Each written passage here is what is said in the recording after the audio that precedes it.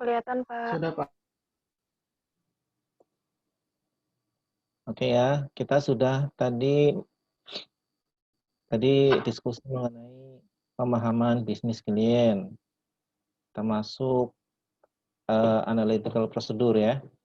Nah, sekarang kita masuk ke materiality ya.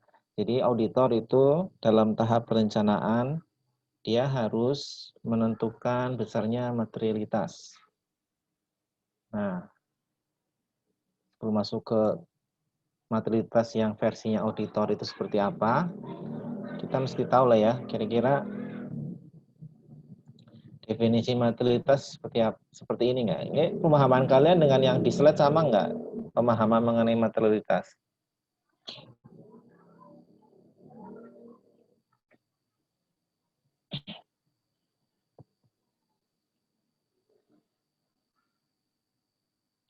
Jadi kalau versinya AREN itu bilangnya begini, derajat atau tingkat ya, tingkat salah saji baik itu secara individual atau secara agregat yang diperkirakan mempengaruhi keputusan ekonomiknya si user.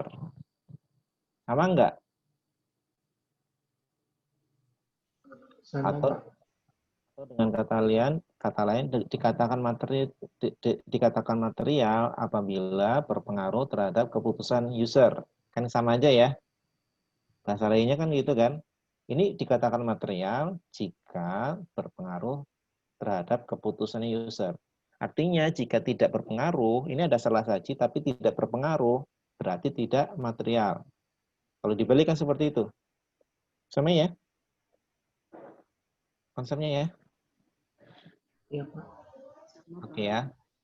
Nah, tapi sebelumnya kalian sudah ngerti mengenai materialitas atau belum? Atau baru kali ini?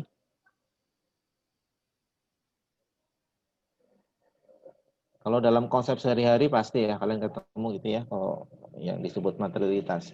Oke. Kalau kaitannya sama audit ya seperti inilah kira-kira ya.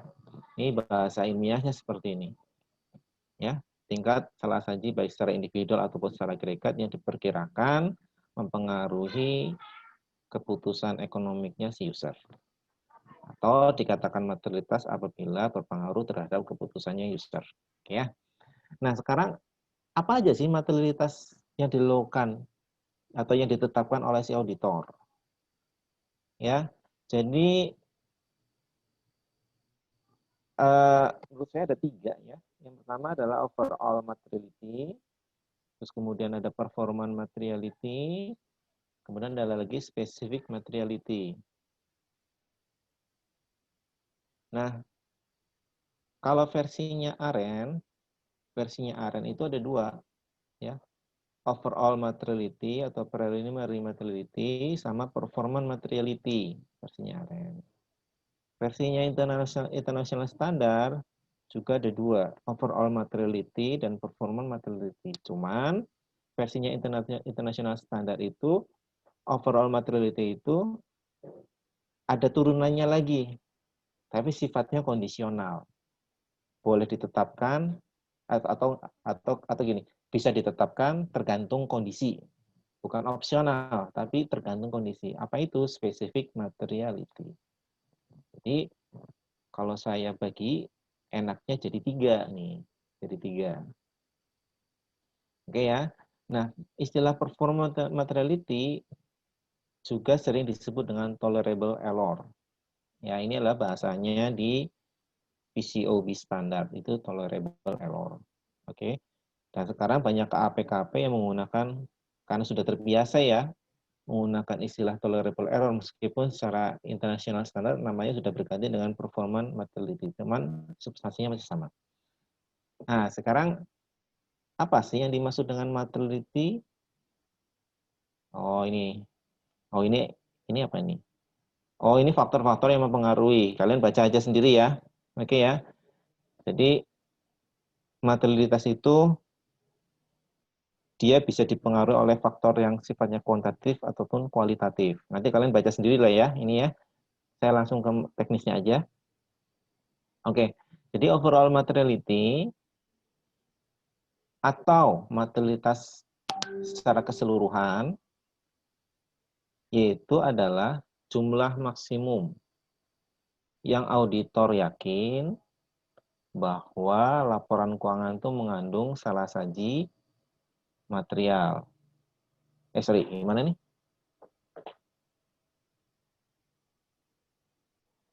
Jumlah maksimum yang auditor yakin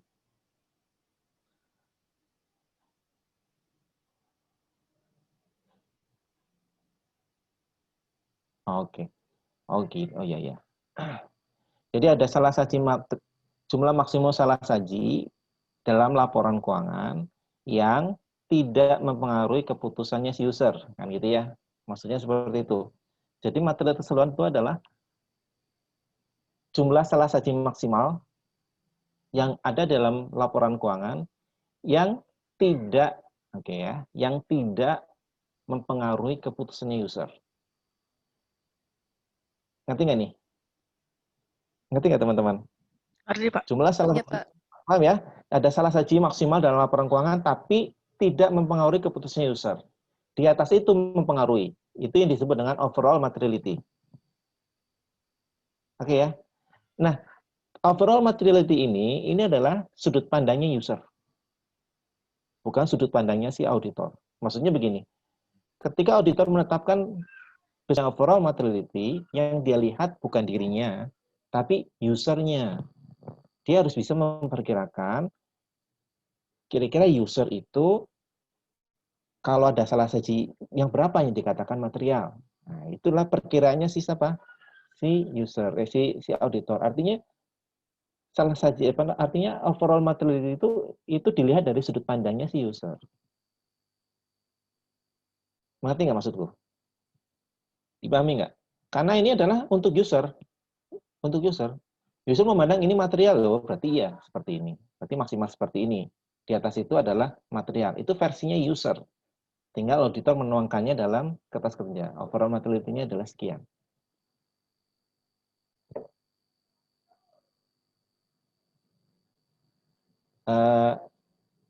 Dipahami nggak teman-teman? Dipahami nggak nih konsepnya? Paham ya? Oke ya. Jadi ini adalah versinya bukan versi, sudut pandangnya si user. Oke. Nah, kemudian ini ada keterangan lagi di sini. Nah, kemudian auditor itu dapat merubah auditor dapat merubah overall materiality-nya. Ya kan? Jadi direvisi lagi. Contohnya dalam kondisi apa? Misalnya auditor masuk dalam interim, artinya sebelum tutup buku, auditor sudah masuk. Ya kan? Ketika auditor sudah masuk, berarti kan dia sudah melakukan perencanaan audit dong. Sedangkan dalam perencanaan audit, salah satu yang harus ditetapkan adalah materialitas. Ya kan? Nah, angka materialitas ketika auditor masuk itu kan paling cepat adalah data tahun sebelumnya. Setuju nggak? Paling cepat loh ya. Data audit tahun sebelumnya. Oke? Sedangkan dia masuk di tahun current year. Nah, ketika sudah melewati tahun tutup buku, auditor kan masih masuk kan, masih ada di lapangan kan. Auditor bisa merevisi overall materiality-nya. Artinya auditor sudah tahu in-house statement-nya, artinya laporan keuangan yang belum diaudit per 31 Desembernya sudah ketahuan. Nah, auditor bisa merevisi ke angka itu. Oke ya, ilustrasinya begini, kalian bisa lihat di sini ya. Jadi untuk menentukan berapa sih besarnya materialitas gitu kan? Kan susah juga kan, meskipun itu dari sudutnya, meskipun auditor hanya menetapkan sekian persen, tapi memposisikan dia sebagai user kan susah juga. Susah nggak kira-kira? Kan usernya banyak. Susah nggak ya teman-teman? Susah nggak kira-kira teman-teman? Susah, Pak. Susah dong. Menurut Anda materialnya sekian, kalau menurut saya sekian, beda-beda dong masing-masing user, beda-beda kan? Tapi auditor dituntut untuk menentukan itu. Nah, cara yang paling mudah, yang paling gampang, itu menggunakan benchmark. Benchmark itu suatu ukuran tertentu yang sudah bukan disepakati, yang sudah melalui penelitian. Oke ya? Artinya gini, ketika auditor menentukan overall materiality berdasarkan total aset misalnya, ya berdasarkan total aset sekian persen dari total aset, berapa persen sih? Nah, ternyata benchmark-nya sudah ada gitu loh. Benchmark itu dibuat berdasarkan penelitian, nggak dibuat asal bikin tuh enggak, pasti berdasarkan penelitian. Ternyata di benchmark itu kalau misalnya menentukan materialitas berdasarkan total aset ya kira-kira antara 1 sampai 3% kira-kiranya rentangnya. Jika dari earning from operation ya diperkirakan antara 3 sampai 6%. Tinggal pilih satu titik angka di situ. Itu adalah benchmark untuk memudahkan auditor. Tapi kalau seandainya auditor punya pandangan lain yang menurut itu auditor kuat di luar benchmark, ya it's okay, nggak apa-apa. It's okay. Ya, jadi tapi biasanya ya, ketika auditor melihat kliennya berisiko, kan waktu penerimaan dan keberlanjutan klien kan sudah tahu nih auditor bisa melihat ini kliennya berisiko besar atau enggak misalnya. Misalnya gini contohnya. Mungkin beda dong auditor ketika mengaudit perusahaan TBK sama mengaudit perusahaan yang tertutup, perusahaan keluarga. Kira-kira beda nggak feel-nya di dalamnya? Beda nggak? Halo? Halo teman? Beda lah ya? Beda lah. Kalau mengaudit perusahaan keluarga mungkin dampaknya nggak kemana-mana gitu. Nggak terlalu banyak dampaknya. Paling ke perbankan kan kalau misalnya dia pinjam duit. Gitu kan. Tapi ketika mengaudit emiten, dampaknya kemana-mana. Investornya banyak, disorot sama regulator, salah sedikit gini-gini macam-macam. Artinya ketika auditor mendapatkan klien yang bisa dikatakan yang lebih berisiko, itu kan lebih berisiko kan? Banyak regulasinya macam-macam dikatakan lebih berisiko. Itu biasanya apa? Auditor harus apa? Lebih konservatif atau enggak? Iya, Pak. Logikanya lebih konservatif. Nah dikaitkan dengan materialitas. Nah, sekarang konservatifnya versinya auditor itu dikaitkan dengan materialitas misalnya salah satunya. Itu diapain? Kira-kira kalau misalnya semakin konservatif, materialitasnya semakin tinggi atau semakin rendah? Semakin tinggi. Semakin tinggi. Oke. Sekarang contoh ya. Nah, ini perusahaan TBK nih. Oke. Ya. TBK yang nyorot banyak kan, investornya sudah publik gitu kan. Oke. Pilihan materialitasnya antara 1 miliar pilih ya. Yang pertama 1 miliar, yang kedua 5 miliar, ada dua pilihan. Ada dua pilihan. Kira-kira yang lebih konservatif mana ini? Konservatif loh ya. Familiar, Pak. Kan, tadi kan gini, kalau misalnya ada salah saji, karena gini, konsep materialitas itu kan gini, kan begini. Dalam laporan keuangan terhadap salah saji, yang dimana salah saji itu tidak berpengaruh terhadap pengambilan keputusan. Jumlah maksimum salah saji yang ada dalam laporan keuangan, di mana salah saji itu tidak berpengaruh terhadap pengambilan keputusan. Maksimum, jumlah maksimumnya. Satu pilihannya maksimum 1 miliar, yang kedua satu pilihannya 5 miliar. Artinya gini, kalau misalnya ada salah saji di atas, kalau misalnya ambil yang 1 miliar ya, kalau ada salah saji sebesar totalnya 1,2 miliar, auditor opininya apa kira-kira? Dengan modifikasi. Di atas 1 miliar. Opininya apa kira-kira? Modifikasian, Pak. Apa? Modifikasian. Iya. Yang mana? Mungkin wajar dengan pengecualian, Pak. Itu kan bisa dikatakan tidak wajar karena melebihi materialitas kan? Iya enggak? Iya, Pak. Iya, itu tidak wajar. Tapi kalau ketika auditor menetapkan 5 miliar, ada temuan, ada salah satu sebesar 1,2 miliar, opininya masih wajar tanpa pengecualian kan? Wajar tanpa modifikasian kan? Ya enggak? Iya, Pak. Iya, Pak. Berarti gini, karena yang menyorotin banyak, usernya banyak, auditor nggak tahu nih yang mana sebenarnya kesepakatannya, maka dia lebih jalan amannya, jalan konservatifnya, menurut saya itu yang paling kecil. Ketika di atas ada salah di atas 1 miliar, dia langsung opininya bukan wajar lagi. Tapi kalau 5 miliar masih loose. 1,2 masih wajar, 2 masih wajar, 3 masih wajar.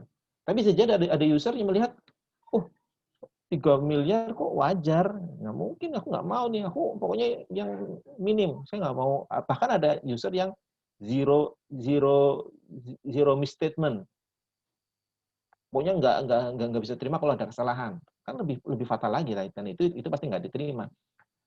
Jadi gini, setuju nggak? Kalau misalnya ternyata konservatifnya itu yang paling kecil, yang lebih kecil itu berarti mendekati bukan semakin kecil itu berarti semakin konservatif.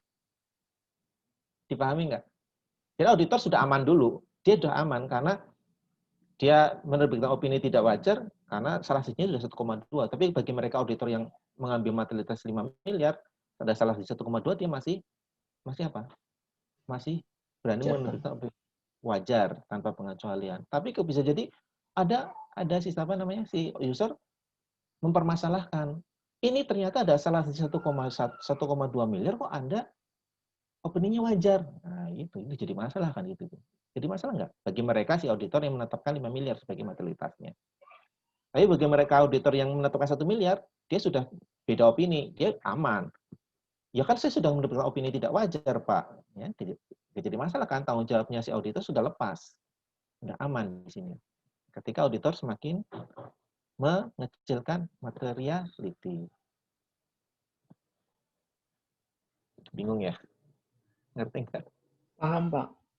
Paham ya? Sepakat nggak kira-kira kalau semakin kecil materialitasnya berarti semakin konservatif? Iya, Pak. Iya kan? Semakin konservatif kan?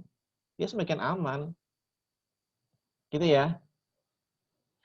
Oke, nah cara pengambilannya, cara pengambilan prosentasenya, besarnya amounts-nya, itu umumnya menggunakan benchmark, gitu kan? Sudah ada benchmark, tinggal ambil aja. Biasanya masing-masing KAP sudah punya guidance-nya. Tinggal kondisi seperti apa. Oke ya. Misalnya ketika mengambil total aset, oh ini perusahaannya berisiko, mungkin diminimalkan. Yang paling kecil diambil 1. Mungkin oh ini perusahaannya nggak terlalu berisiko, mungkin diambil 2 atau 3. Itu oke. Risiko setelah opini terbitnya itu lebih kecil lah kalau perusahaan yang nggak terlalu berisiko. Dimengerti ya maksud saya ya? Mengerti, Paham Pak. ya? Paham ya? Oke. Kemudian yang kedua, ada namanya performance materiality.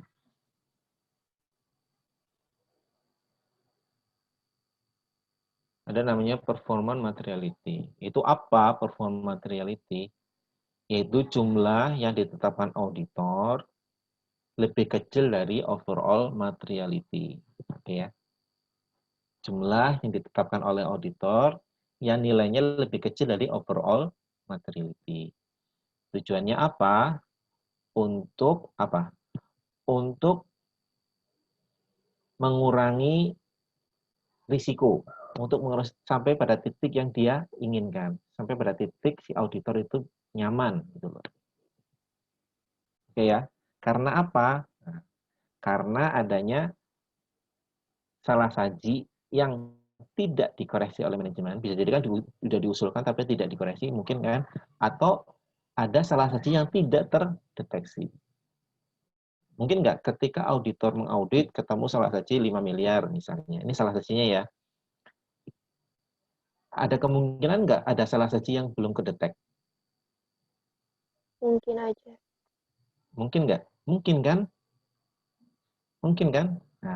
Nah, untuk mengcover yang tidak kedetek itu fungsinya adanya di performance materiality. Nanti kita kalau masuk ke ilustrasi lebih jelas lah ya. Jadi intinya performance materiality itu ditetapkan lebih rendah dari overall. Ya, lebih rendah dari overall.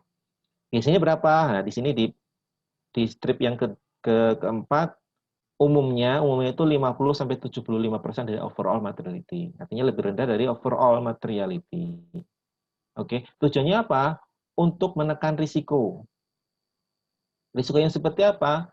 Risiko adanya apa? Risiko adanya apa? Salah satu yang tidak dikoreksi oleh manajemen atau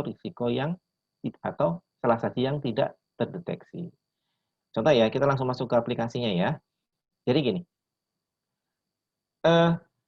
Overall materiality ternyata yang tabel ini ya, overall materiality itu adalah misalnya diambil dari earning from operation. Oke, earning from operation perusahaan itu mencatat 7,3 juta dolar. Overall-nya misalnya diambil 6%, artinya 442.000 dolar. Ini adalah overall materiality. Artinya kalau ada salah saji di atas 442, opininya sudah bukan wajar tanpa modifikasi lagi. Ya, tidak masuk ke tidak wajar. Lebih tepat ke tidak wajar. Kalau yang dengan pengecualian nanti kita kan masih wajar ya, artinya masih di bawah 442, tapi untuk akun tertentu itu tidak wajar. Itu yang wajar dengan pengecualian. Tapi kalau sudah salah satunya melebihi dengan angka 442, melebihi overall materiality, itu pasti langsung lari kemana? Langsung lari ke tidak wajar. Ya. Nah, performa material ini atau tolerable error-nya berapa? Anggap aja ditetapkan 75% dari overall-nya, berarti 331.500. Nah, sampai sini dipahami nggak nih? Gampang kan? Paham nggak? Paham, Pak. Paham ya? Paham. Kalau kita lihat yang sebelahnya ini yang ada mirip-mirip grafik ini ya. Ini kan overall materiality di angka 442 overall, ya. Perform materiality di angka 331, ya. Yang garis ini adalah garis salah saji nih, berarti ya. Yang ada panah ke atas itu salah saji. Oke. Ketika salah sajinya melebihi angka 442, ya. Ada salah saji melebihi 442, artinya opininya sudah bukan wajar lagi. Ya, bukan wajar. Baik itu wajar tanpa pengecualian atau wajar dengan modifikasi. Artinya bukan wajar lagi, sudah melebihi overall materiality. Oke, tapi kalau salah sajinya masih di bawah overall materiality, di bawah 442, opininya masih wajar. Oke, baik wajar tanpa pengecualian ataupun wajar dengan pengecualian.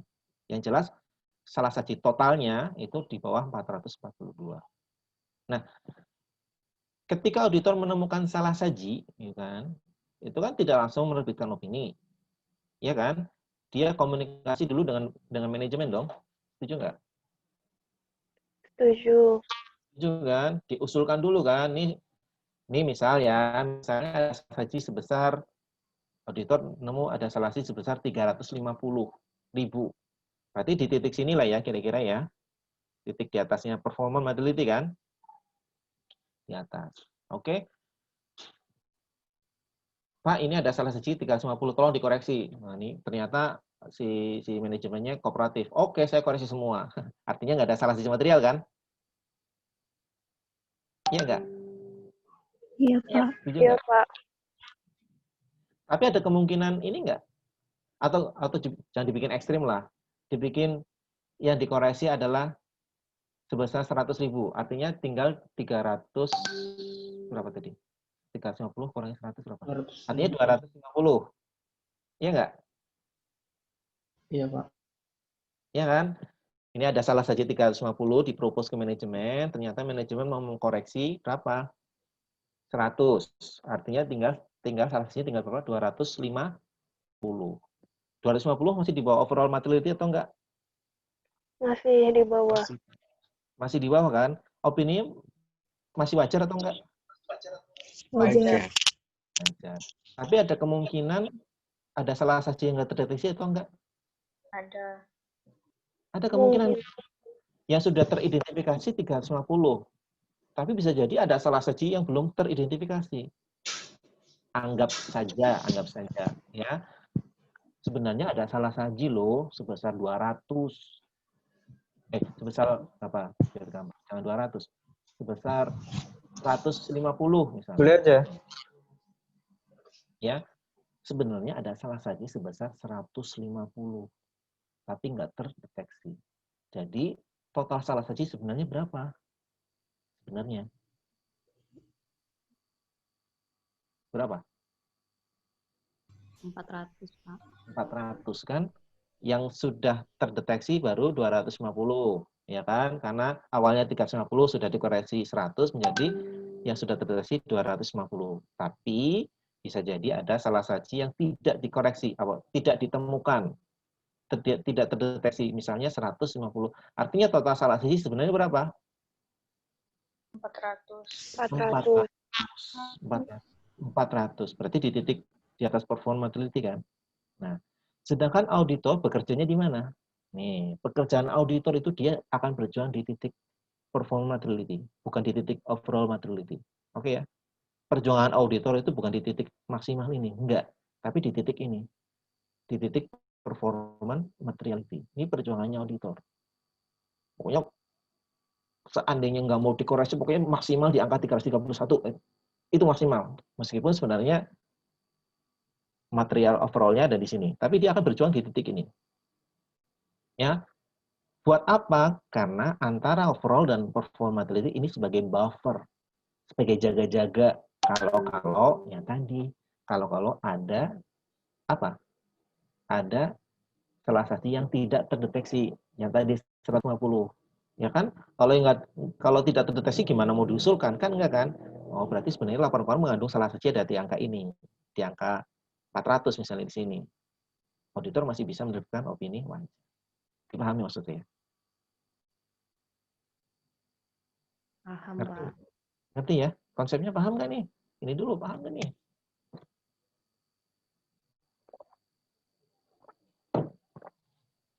Ada yang nggak paham?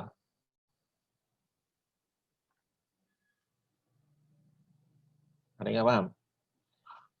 Jadi Itu adalah, performance, izin tanya. ya silakan. Jadi performance materiality itu jadi kayak buat jaga-jaga gitu ya, Pak? Jadi performa materiality itu materialitas dalam pelaksanaan, bahasa Indonesianya seperti itu ya, bukan materialitas kinerja, tapi materialitas dalam pelaksanaan. Artinya auditor bekerja di sehari-harinya dalam kegiatan audit, dia akan bekerja di performance materiality. Gitu kan? Kenapa?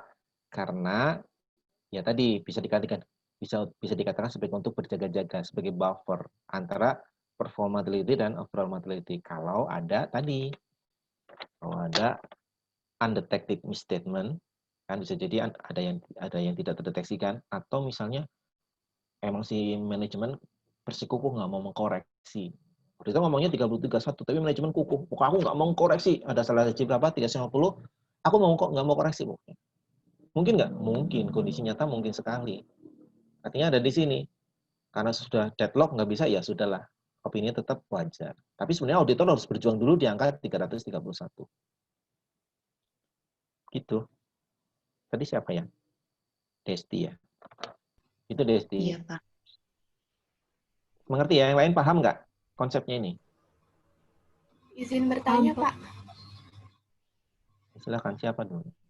Absen nomor 29, Wulan Nurul. Bapak berarti kan kalau overall materiality itu secara keseluruhan. Berarti keseluruhan laporan keuangan. Kalau performance materiality itu secara akun atau gimana, Pak? Per akun atau per transaksi atau gimana, Pak?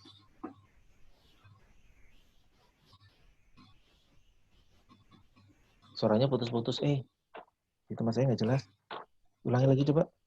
Nah, udah jelas belum, Pak? Ya, silakan ya. Baik. Kan kalau misalnya overall materiality itu keseluruhan laporan keuangan.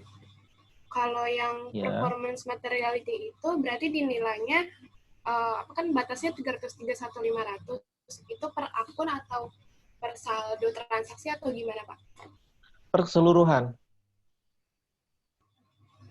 Keseluruhan, salah satu keseluruhan. Artinya salah satu semua akun dikumpulkan, nah terus dibandingkan dengan angka-angka materialitas yang di sini.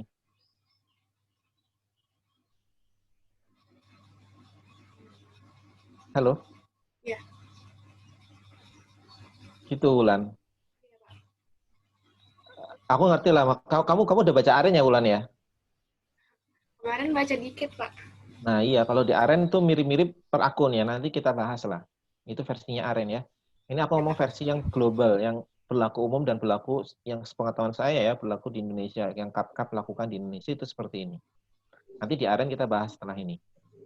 Supaya kalian nggak bingung, kita bahas yang sesuai international standar. Ini international itu ngomongnya seperti ini. Dan di Aren sebenarnya ngomongnya seperti ini, cuman contohnya nggak seperti ini, yang saya rada gimana gitu ya.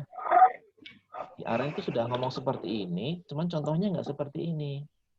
Sebentar saya tunjukkan arennya nih, biar kalian tahu ya.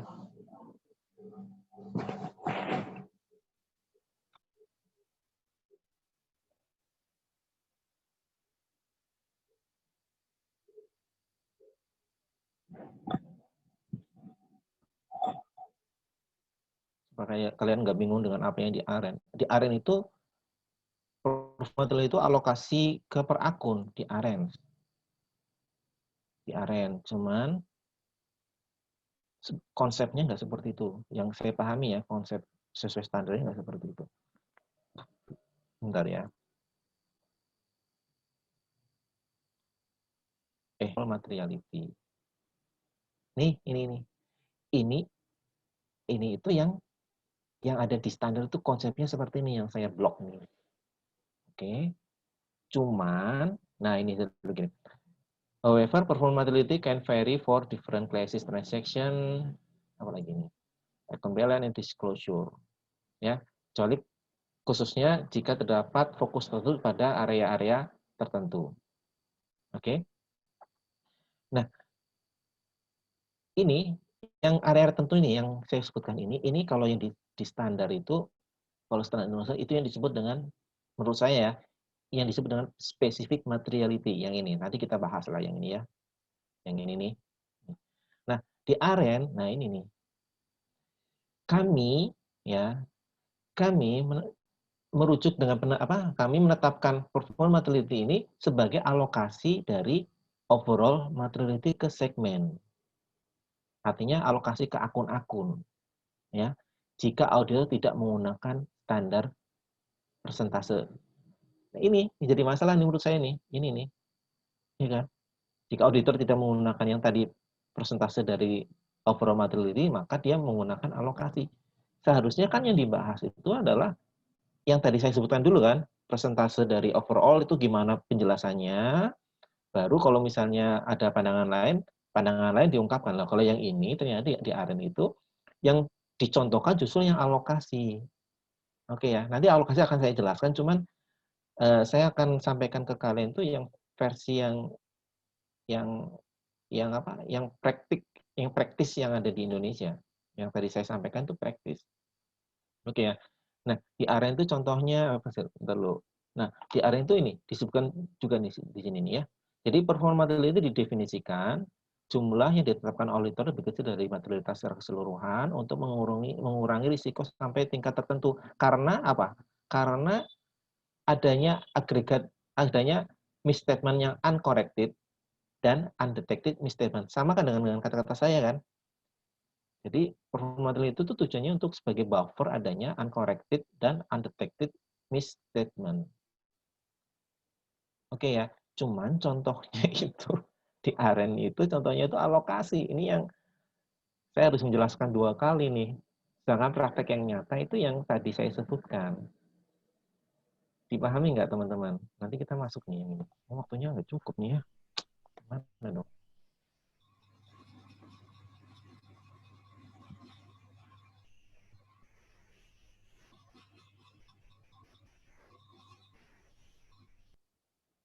Di slide ini nggak ada di aren.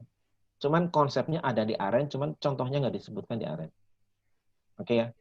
Ini konsep yang dimaksud uncorrected sama undetected itu konsepnya seperti ini. Oke ya. Dan konsep performance materiality yang ada di sini, di slide ini, yang saya lihat kini adalah secara keseluruhan. Salah saja secara keseluruhan. Bukan per akun. Oke. Contoh aren per akun. Kalau ini yang secara keseluruhan. Sampai sini ada pertanyaan lagi?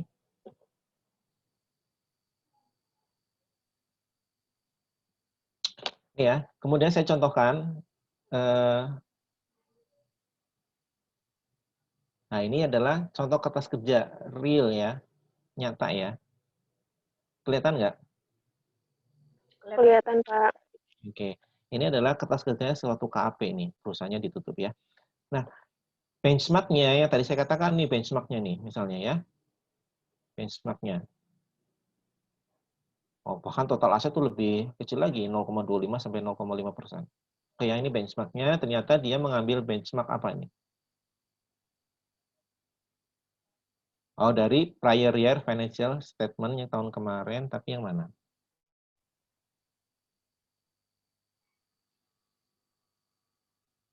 Dari total aset ya, dari total aset.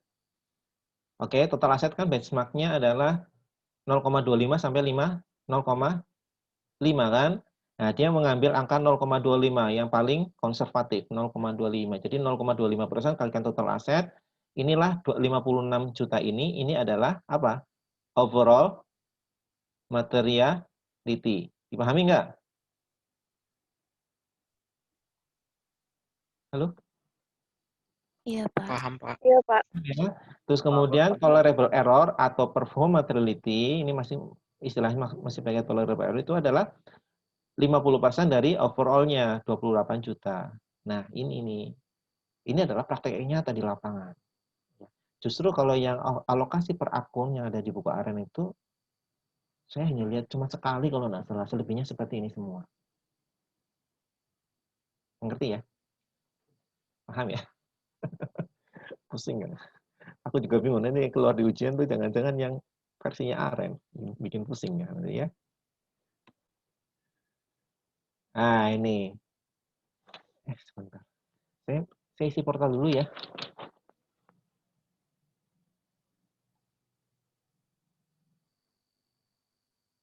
Oke ya.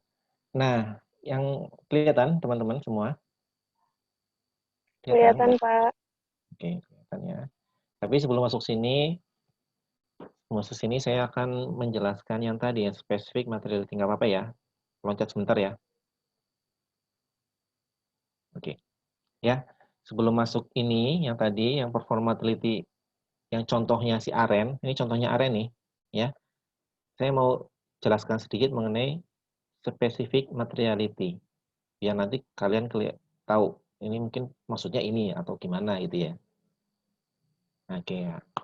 Spesifik materiality ini adalah ditetapkan auditor dalam keadaan tertentu, ya, kondisional, bukan opsional tapi kondisional, ya.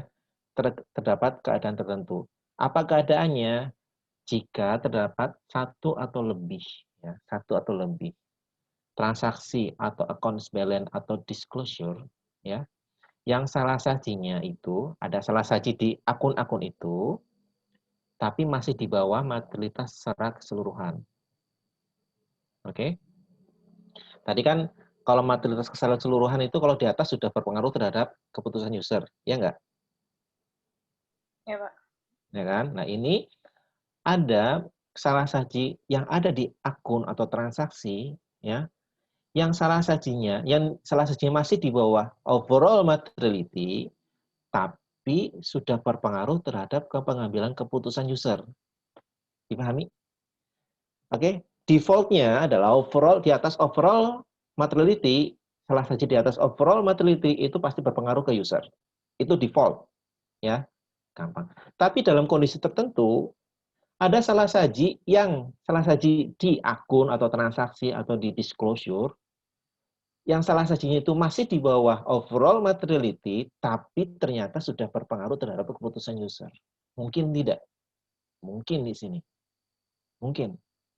Ya, ketika ada kondisi seperti itu, maka auditor harus menetapkan tingkat materialitas tertentu terhadap akun itu atau transaksi itu. Dipahami nggak nih? Ini mirip dengan overall materiality, tapi levelnya per akun. Mirip dengan overall materiality, tapi levelnya per akun. Artinya, ini auditor menetapkan materialitas jenis ini menurut sudut pandang siapa? Auditor bukan, Pak? Sudut pandang user dong. Kan yang jadi acuannya user. Ya kan? Menurut user, misalnya tadi overall materiality 444%, tadi berapa? 442 itu overall materiality, di atas 442 opininya sudah bukan wajar lagi. Tetapi ada akun yang ada salah saji masih di bawah 442, tapi keputusan user sudah berubah. Dipahami nggak? Contohnya ya, contoh gampangnya adalah gini. Nah, ini ada contohnya di sini ya. Contoh gampangnya misalnya yang yang ini aja, yang poin kedua yang biar saya gampang jelasinnya ya. Kedua ya. Jadi nggak mesti disclosure ya. Ini terkait dengan operasional perusahaan. Anggap aja ini perusahaan apa? Perusahaan farmasi. Oke. Farmasi kan namanya farmasi bikin obat kan perlu riset ya. Ya kan? Perlu riset. Artinya di sana ada akun research and development. Ya kan? Ada akun yang terkait dengan research and development. Akun ini nilainya material nggak? Material. Umumnya perusahaan farmasi ini material karena biaya yang dikeluarkan untuk meneliti, untuk menerbitkan sebuah obat kan perlu penelitian itu besar biasanya. Nah, investor atau user ini seringkali itu benar-benar memfokuskan terhadap akun ini. Karena banyak sumber daya, banyak dana yang dikeluarkan untuk riset dan development ini. Makanya si user ini di samping secara keseluruhan, dia fokus terhadap riset and development cost ini. Ya kan? Artinya, kalau ada salah satu yang besar di akun ini, misalnya di akun ini, maka dia akan berpengaruh terhadap pengambilan keputusan. Di akun ini, meskipun salah satu itu masih di bawah overall materiality. Dipahami nggak? Sampai sini dipahami nggak maksud saya, contohnya? Halo, teman? Halo? Bisa, Iya, Pak. Pak. Ini speaker saya kok gini ya? Jadi, Pak. ya. Ya. Oke. Contohnya saya sebutkan sudah dimengerti kan? Jadi kasus di sini ada research and development cost yang itu menjadi fokusnya si user terhadap perusahaan farmasi ini. Oke ya. Artinya kalau ada salah satu tertentu, besar tertentu di akun ini, ya, hanya di akun ini misalnya, gara-gara ada salah satu di hanya akun ini, keputusan user bisa berubah. Meskipun salah satu kalau dibandingkan secara keseluruhan belum melebihi overall materiality. Nah, ketika hal itu ada, kondisi itu ada, maka auditor harus menetapkan materialitas tertentu terhadap akun ini, akun research and development. Ini yang disebut adalah specific materiality. Artinya apa? Apakah untuk semua akun? Ya kalau semua akun ternyata menjadi fokusnya si user, hampir semua ya mungkin, nggak masalah. Tapi itu jarang. Biasanya akun-akun tertentu aja, nggak semuanya. Oke, misalnya akun perusahaan apa nih? Perusahaan dagang, trading. Mungkin user akan lebih fokus kemana? Ke akun receivable atau ke akun inventory, kira-kira seperti itu ya. Dipahami ya? Oke, Iya, dipahami ya. Nah, kondisi seperti ini auditor harus menetapkan materialitas. Materialitas apa ya? Materialitas spesifik. Nilainya tertentu, tapi di bawah materialitas. Ilustrasinya begini, ketika materialitas totalnya adalah 441, tapi untuk akun ini, auditor membuat materialitas tertentu, anggap aja 200. Anggap aja 200, khusus ini. Ternyata akun ini ada salah saji sebesar 221. Artinya melebihi spesifik materiality di akun ini kan? Karena spesifik materiality-nya adalah 200 untuk akun ini, ternyata akun ini mengandung salah saji 221. Keputusannya berubah nggak bagi user? Berubah dong. Ya kan? Katanya bagi user itu maksimal di angka 200, tapi ini 220 berubah. Tapi kalau secara keseluruhan masih di bawah overall materiality. Nah, dalam kondisi ini opininya apa? Opininya adalah wajar karena setelah keseluruhan masih di bawah overall. Kan? Dengan pengecualian, kecuali akun research and development. Karena akun research and development mengandung salah satu material untuk khusus untuk akun ini. Dipahami? Ngerti nggak temanku? Teman-temanku? Paham, Pak. Paham ya? Nah, ini adalah specific materiality. Artinya, materialitas ini dilihat dari sudut pandangnya si user. Ya, beda ya. Beda dengan performance materiality. Kalau performance materiality untuk pekerjaan sehari-harinya si auditor. Oke, berarti overall sama specific materiality itu adalah materialitas sudut pandangnya si user. Kata kuncinya apa? Apabila melebihi nilai itu, maka keputusan user akan berubah. Nah, itu kalau kata kuncinya keputusannya akan berubah jika melebihi nilai itu, maka itu adalah sudut pandangnya si user. Oke. Kembali ke Izin mengingatkan Pak, waktu tinggal 5 menit lagi Pak. ya. Thank you. Adalah alokasi dari overall materiality. Alokasi dari overall materiality.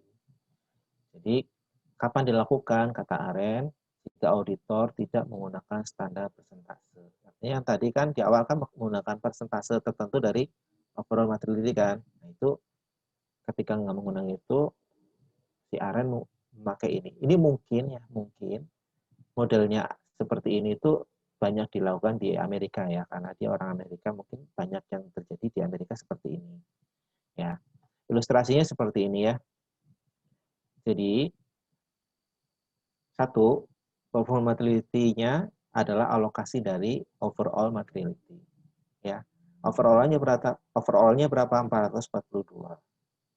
Nah, presentasinya kata dia 60% dari 42. Ini adalah maksimal untuk masing-masing akun. Jadi kan banyak akun, ya, tapi dia menetapkan maksimal untuk masing-masing akun itu 60% dari 442 maksimalnya. Ya. Nah, terus kemudian jumlah keseluruhan performability ini dikalikan 2 versinya Aren. Jadi kalian masih bingung kan, katanya performability itu di bawahnya. Di bawahnya siapa?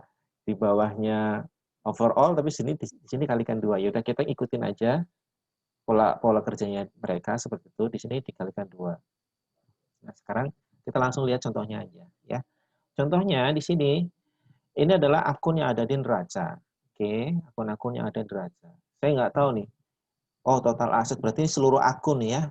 Ada total aset berarti seluruh akun. Ini kalau dijumlahnya sama dengan 61 berarti ini seluruh akun. Oke. Nah, seluruh akun ini ditentukan performability masing-masing akunnya. Besarnya berapa? Ini yang sebelah kanan. Ini versi nyaring ya, sebelah kanan. Maksimal nilai besarnya untuk masing-masing akun berapa? Kata tadi si KAP-nya versi Aren itu adalah 60% dari overall materiality. Berarti 60% dari 441. Besarnya berapa maksimal? 265. Jadi performa materiality untuk masing-masing akun di sini pokoknya besarnya 265. 265. Nggak boleh lebih dari ini. Angkanya gimana? Ada persentase tertentu? Nggak bebas. Tergantung kondisi akun itu. Kalau akun itu mungkin signifikan atau apa, mungkin besar nilainya. Oke. Ini adalah versi Aren seperti ini. Dipahami nggak nih teman-teman? Halo? Iya, Pak. Paham ya? Ini versinya Aren ya. Oke. Terus kemudian nilainya berapa? 884 totalnya. Dari mana? 2 kali overall materiality. Karena ini ada apa? Ada aset, ada liabilities. Ya seperti inilah ya. Terus kemudian ini udah. Oh, ini contoh spesifik materiality ya. Nanti kalian lihat ya, nanti saya share loh. Nanti kalian lihat.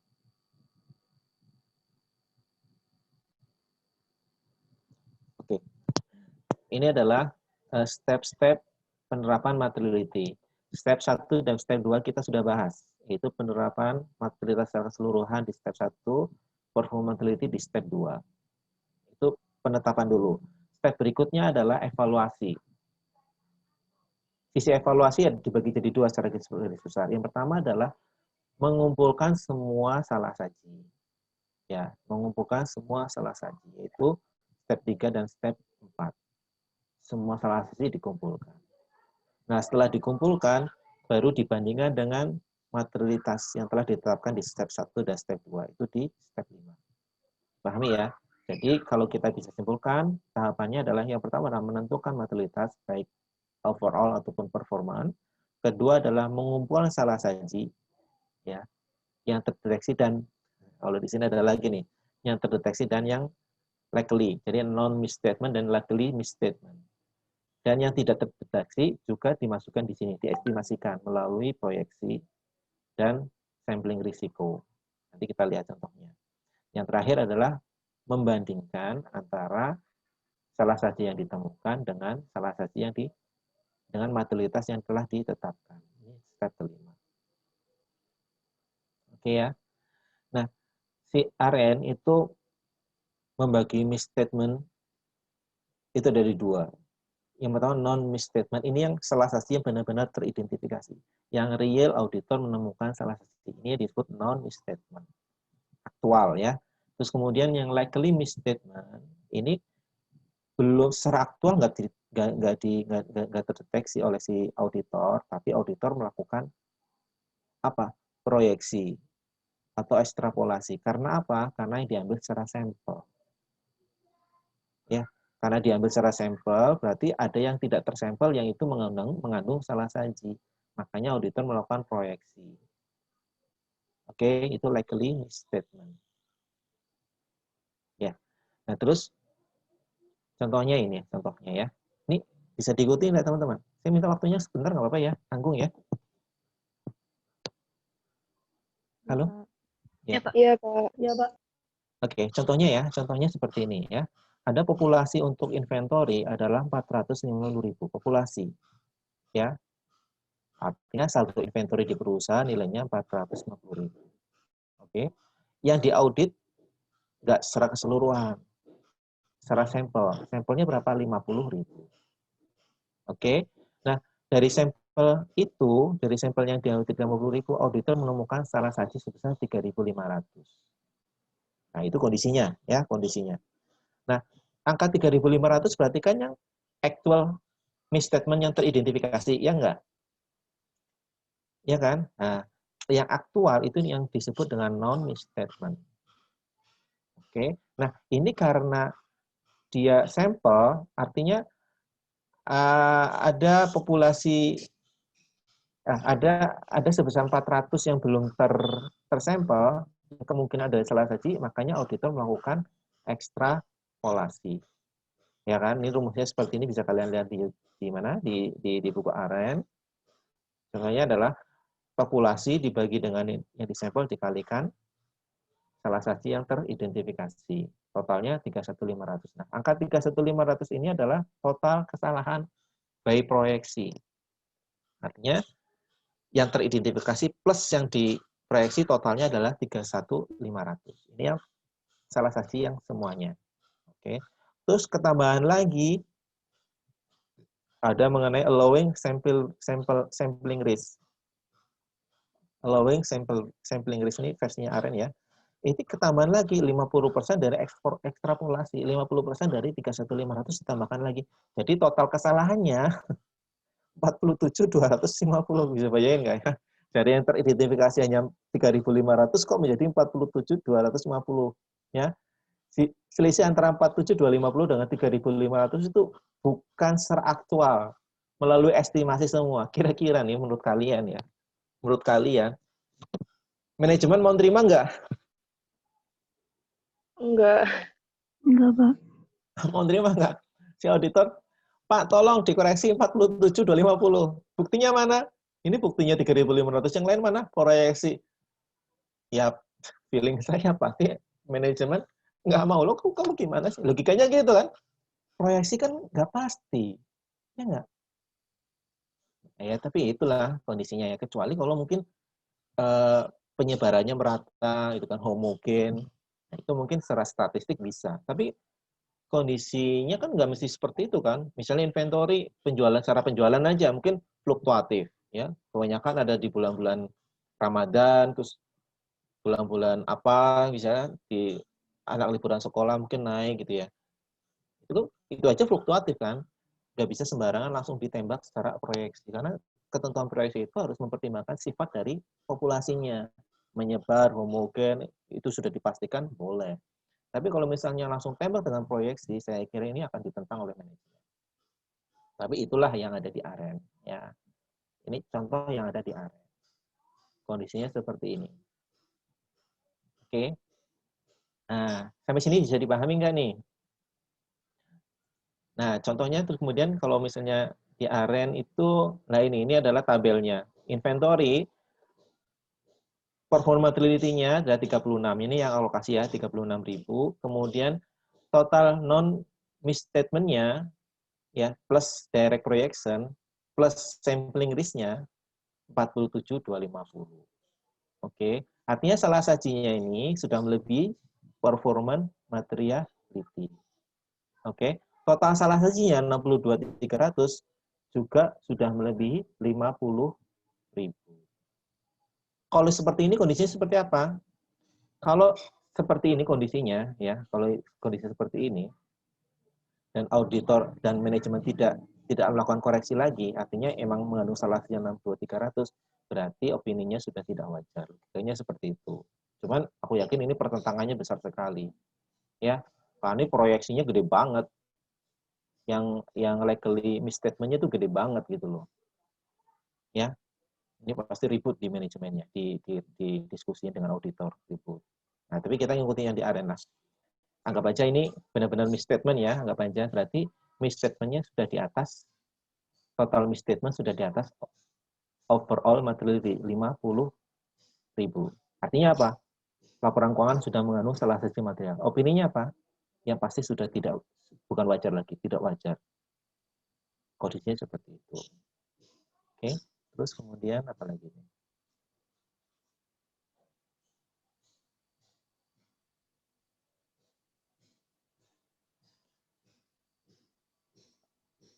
Oke. Oh ya. Nah, si Aren ternyata di sini dia masih melakukan audit opini pilihannya ada dua. Yang pertama itu adalah satu menerbitkan opini yang seperti itu, jadi mengusulkan koreksi manajemen apabila manajemen mengkoreksi selesai urusan. Tapi kalau tidak mau mengkoreksi, maka opininya wajar, opininya tidak wajar. Tapi kondisi kedua, si auditor itu melakukan prosedur audit lagi yang di luar sampel. Karena kan yang besarnya adalah salah saji karena di luar sampel, karena proyeksi dan karena sampling risk. Oke ya. Nah, auditor itu benar-benar menambah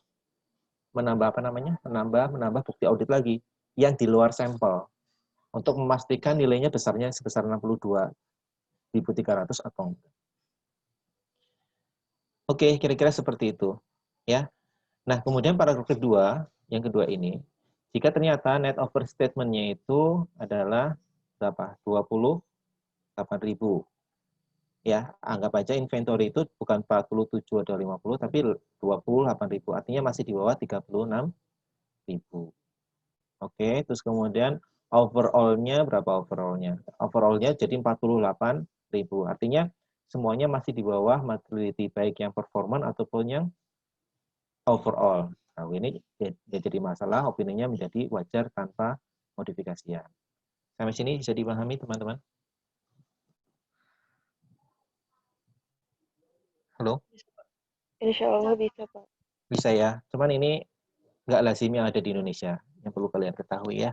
Yang lazim yang tadi saya sebutkan. Nah, satu lagi. Nah, ini evaluasi bukti audit. Ini yang versi yang saya sebutkan. Yang versi persentase bukan alokasi ya. Ini adalah evaluasi yang versi persentase dari overall materiality yang pertama kali saya sebutkan. Jadi caranya begini ya. Ini contoh kertas kerjanya. Jadi materialitasnya kan ada dua tadi ya, overall sekian sudah, performanya sudah. Nah, di sini auditor membagi beberapa kelompok akun atau transaksi ya. Ada aset, ada liabilities, equities, ada revenue. Sebenarnya net income nggak perlu nih, net income nggak perlu karena net income. Oh, bukan net income harusnya nih. Ini harusnya beban. Sorry, beban ya. Ini beban. Accounts. Nah, accounts audited. Artinya ini jumlahnya, nilainya, total asetnya berapa, total liabilities-nya berapa, equities-nya berapa, revenue berapa, bebannya berapa. Oke ya, ini nilai populasinya berapa. Sudah. Total. Kemudian bawahnya adalah misstatement yang teridentifikasi, yang benar-benar teridentifikasi. Yang benar-benar kalau yang tadi ya versi Aren kan sudah termasuk proyeksi dan macam-macam ya. Kalau yang ini sudah benar-benar teridentifikasi. Oke, misstatement-nya. Yang bawahnya adalah dari misstatement ini kan pasti diusulkan ke manajemen. Yang dikoreksi berapa? Yang dikoreksi berapa? Oke, yang dikoreksi. Artinya sisanya berarti nggak dikoreksi kan? Total yang tidak dikoreksi berarti selisih antara yang teridentifikasi dikurangi dengan yang dikoreksi. Sisanya ini. Nah, sisanya ini baru dibandingkan kemana? Ke overall materiality.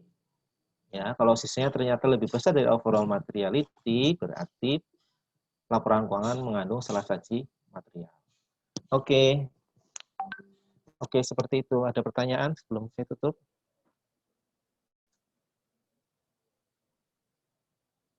Halo? Kayaknya enggak.